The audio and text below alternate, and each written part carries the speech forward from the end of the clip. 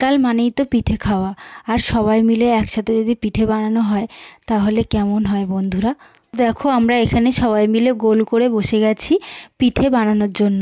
এখানে রয়েছে আমার শাশুড়ি মা, জেঠিমা, কাকিমা। আজকে বানানো হচ্ছিল ভাপা পিঠে, আবার অনেকে এটাকে বলে সেদ্ধ পিঠে। বেলায় যখন মামার বাড়িতে যেতাম তখন দিদাকে দেখতাম এরকম উনুনের মধ্যে পিঠে বানাতো, সেই পিঠের স্বাদ অন্যরকমই হতো। শাশুড়ি মা আর আমার শাশুড়ি মার দুই যা, জেঠিমা আর কাকিমা সবাই মিলে ঠিক করলো একসাথে পিঠে বানাবে। পিঠেটা হচ্ছিল জেঠিমাদের বাড়িতে, যেহেতু জেঠিমাদের উনুন আছে আর পিঠে উনুনেই ভালো হয়। যখন পিঠে বানাতে বসেছিলাম আমার শাশুড়ি মা বলছিল, তুই ভিডিও কর, আমরা সবাই মিলে পিঠে বানাচ্ছি, ভিডিও করে ছাড়বি না। সেদ্ধ পিঠেটাকে অনেকে দুধ দিয়ে ফুটিয়ে দুধ পুলি বানায়, সেইটা খেতে আমার খুব ভালো লাগে। ভিডিওটা বানিয়েছিলাম অনেক দিন আগে, তো গ্যালারিতে গিয়ে দেখলাম ভিডিওটা পড়েই আছে, আর ছাড়া হয়নি।